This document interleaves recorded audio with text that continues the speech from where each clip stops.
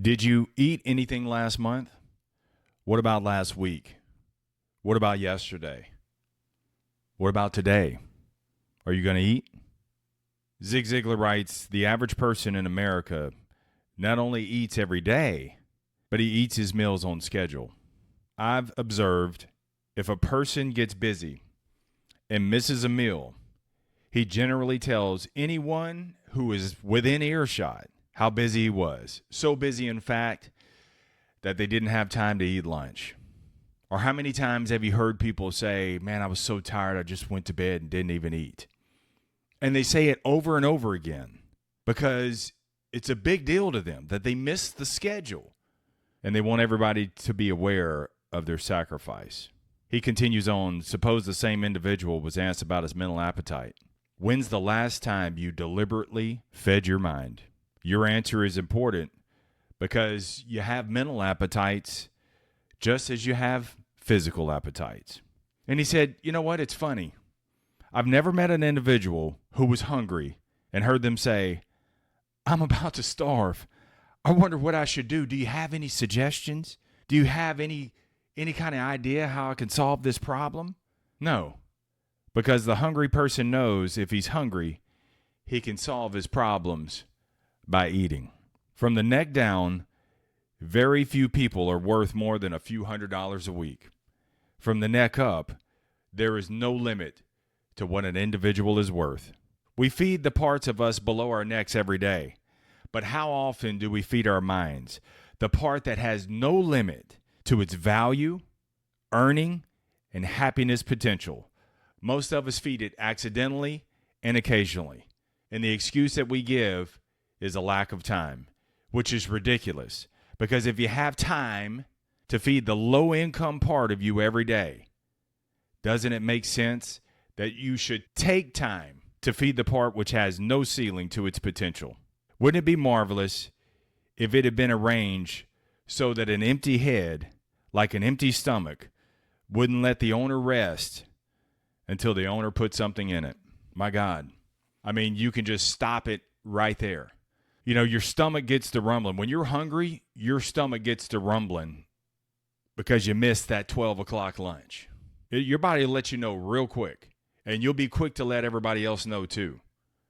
Yet the question that just stung me is, what about your mental appetite? When's the last time you fed it?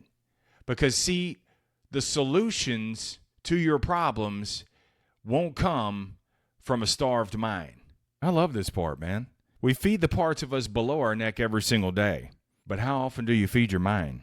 Because see, that part, your mind, it is unlimited in potential, unlimited in earnings, unlimited in happiness.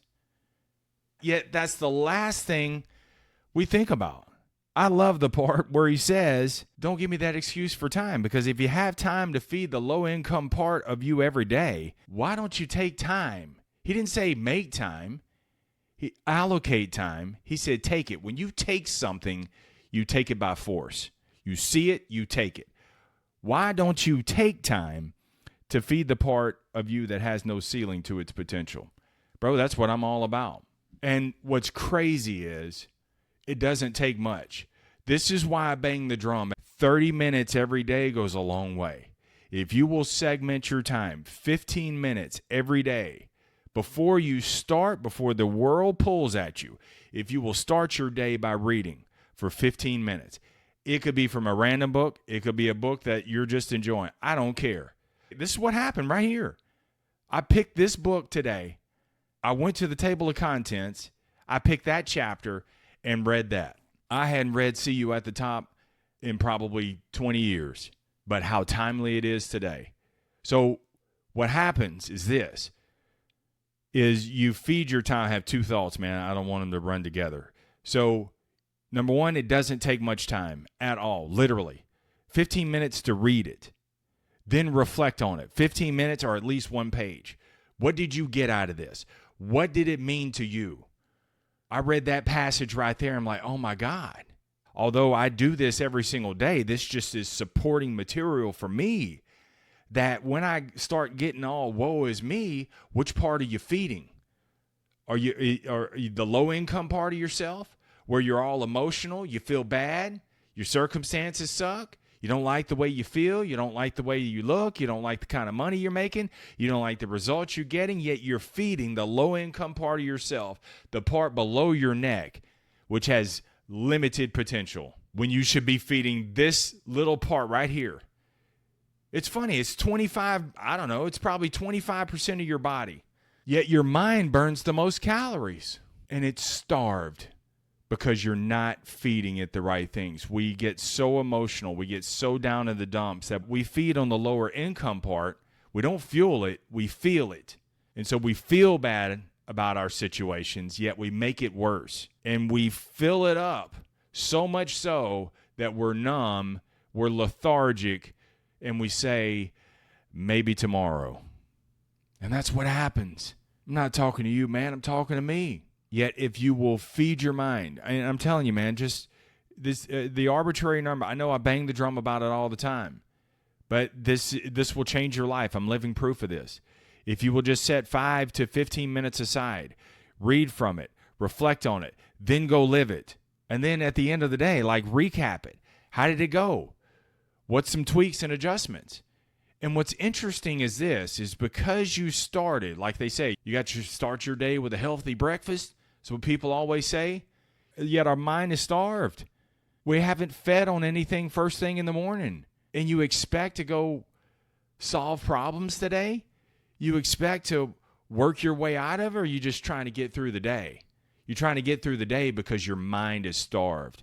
A little bit goes a long way. And here's the second part I don't want to forget about. If you know that you're going to eat, then why not learn while you're eating? Why don't you put a podcast on and listen, or an audiobook, or watch a YouTube video while you're eating? It takes, 10 to 15 minutes to eat, if that long? If you're in sales, it probably takes you 7 minutes, 5 minutes. But what if you fed your mind that 5 minutes while you're eating? You get a 2-for-1, man. So don't give me that crap that you don't have time.